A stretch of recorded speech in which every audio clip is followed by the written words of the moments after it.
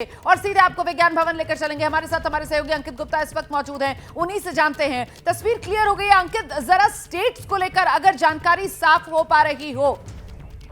अच्छा, अंकित से अभी हमारा संपर्क नहीं हो पा रहा है। जी बिल्कुल बना। अच्छा, आवाज मिल रही है तो प्लीज बताइए अंकित गुप्ता, स्टेट्स को लेकर क्या क्लैरिटी मिल रही है? फर्स्ट फेज में कौन सी स्टेट, सेकंड फेज में कौन सी स्टेट, स्टेट वाइज जो आया है एक डिवीजन उभर कर, वो बता दीजिए।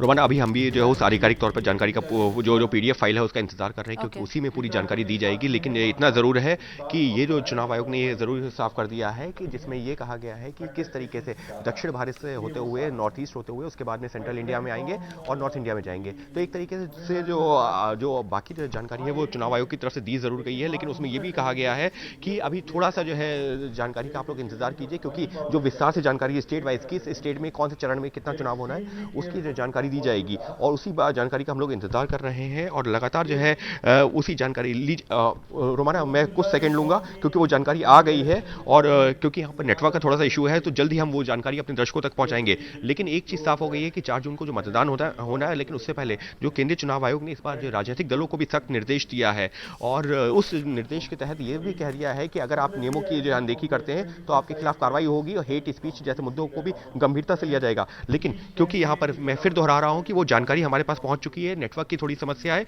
लिहाजा जल्द ही हम वो जानकारी जो है अपने दर्शकों तक पहुंचा देंगे। आप रहिए हमारे साथ, मैं तब तक दर्शकों को ये जानकारी दे देती हूं किस तरीके से चुनाव आयोग की तरफ से मतदाताओं से बार बार यही अपील कि लोकतंत्र के इस पर्व में बढ़ चढ़कर आप हिस्सा लीजिए। चुनाव आयोग की तरफ से जो आंकड़े साझा किए गए कि 97 करोड़ इस बार वोटर होंगे, जिसमें 49.7 करोड़ पुरुष वोटर हैं, 47.1 करोड़ महिला वोटर हैं, और जो फर्स्ट टाइम वोटर है 1 करोड़ 82 लाख का उसका आंकड़ा सामने निकल कर आ रहा है। वहीं 18 से लेकर 29 साल तक के जो आयु वर्ग का वोटर है वो करीब 21.5 करोड़ के आसपास का है। इसी तरीके से 85 साल से ज्यादा उम्र वाले वोटर से लेकर 100 साल से ज्यादा उम्र वाले तमाम वोटर्स, जो तमाम जानकारी चुनाव आयोग की तरफ से दी गई है। और बताया चुनाव आयोग ने कैसे इस पूरे के पूरे लोकसभा चुनाव के लिए तैयारियां जोर शोर से चुनाव आयोग की तरफ से कर ली गई हैं, और फोकस इसी बात का कि चुनाव पूरी तरीके से निष्पक्ष हो सके। तारीखें आपके सामने हैं, 7 चरणों में वोट पड़ेंगे। 19 अप्रैल से ये वोटिंग का सिलसिला शुरू होगा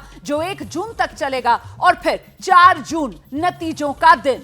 4 जून वो तारीख है जब जनादेश सामने होगा कि आखिरकार केंद्र में अब की बार बनेगी किसकी सरकार। इस सवाल का जवाब 4 जून को साफ हो जाएगा। फिलहाल जल्दी से आपको लेकर चलते हैं, आशीष हमारे सहयोगी इस वक्त मौजूद हैं। आशीष, इतना जरूर साफ किया गया चुनाव आयोग की तरफ से कि 19 अप्रैल वो पहले चरण के लिए सबसे ज्यादा सीटें, 102 सीटें जहां वोटिंग होगी, तो शुरुआत 21 राज्यों से की जाएगी, जहां नॉर्थ ईस्ट से लेकर तमिलनाडु और राजस्थान, और फिर दूसरा चरण 26 अप्रैल को जब वोट पड़ेंगे तो 26 अप्रैल की वोटिंग के साथ ही नॉर्थ ईस्ट, तमिलनाडु, राजस्थान वो राज्य जहां चुनाव हो चुके होंगे, मतदान पूरा हो जाएगा। आशीष जी बिल्कुल, और अभी आप जो अंकित से सवाल कर रही थी मैं बस उसका जवाब देना चाह रहा था रोमाना, कि सबसे बड़ा राज्य उत्तर प्रदेश, जहां तक मैं रिकलेक्ट कर रहा हूं, अब शायद पीडीएफ अब आ भी रहे हैं, चुनाव आयोग ने क्लियरली कहा कि 6ठे फेज में चुनाव होंगे उत्तर प्रदेश में, पंजाब जैसे राज्य 7वें फेज में। तो ये भी एक बहुत महत्वपूर्ण बात उन्होंने घोषणा की है, जानकारी दी है। सभी को इंतजार है ये जानने का कि उत्तर प्रदेश, बिहार जैसे राज्यों में किस दिन वोटिंग होने वाली है।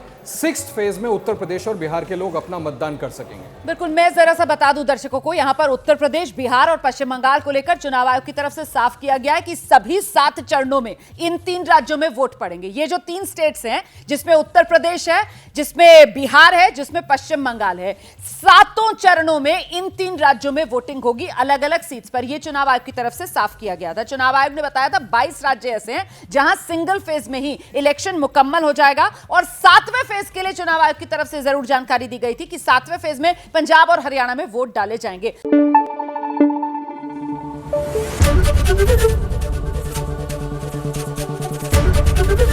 एबीपी न्यूज आपको रखे आगे।